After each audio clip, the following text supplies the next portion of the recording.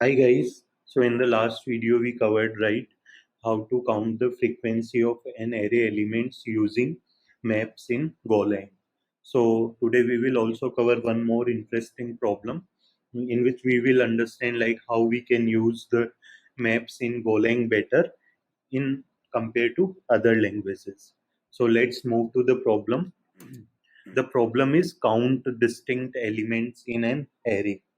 So it's a very interesting problem. So what is the problem? So we have given one unsorted array and we just need to count the unique elements. What is the mean by unique elements? So if let's say 10 is appear more than one time, then also we need to just count the 10 as one element. So in this array we have three elements, right?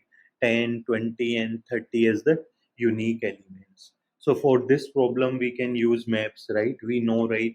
In the maps we can just store the unique keys. So here we need to just return the count. So let's take this example. Let's move to our editor. So let's say we have this array and we have initially our map as empty. So what we can do is we can just traverse the array and we can just put right 0 as the count initially. Then again we got the 20. So for 20 also we have the count as 0. And we again got the 20. So in this time we can just override this 20 with the 0 because we just need to count the unique elements. And for 10 also again it will override. For 30 also it will create one more entry. For 10 it is already there, so it will just override this. So in the last we got the 3 as the unique count. So how we can achieve this? So it is very simple. So we can just have this, we can just remove this, and we have seen right in the last video how we can use this. So we have just created these maps. Now we need to traverse on the map array first.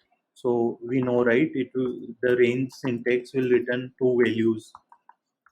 One is the index and another one is the value, but we don't want to use the index, so we can just put the underscore here, and after that we can just put in the frequency map this value, and after this value we can just put the frequency as 0, and in the end we can just print the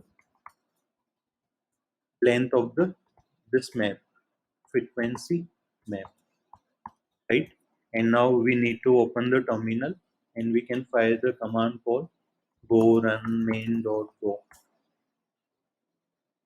Yeah, so we got the 2 as the unique count, right?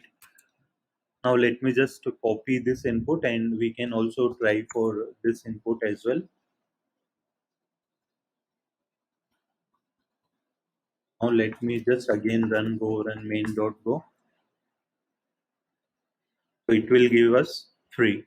So it is very easy, right, in Golang to use the map. So from the next video, we will also cover how we can understand the Golang better. How we can use the online tools like Lead Code for solving the problems in Golang. So thanks for watching this video. And if you are liking my content, then please subscribe to my channel, and bye bye.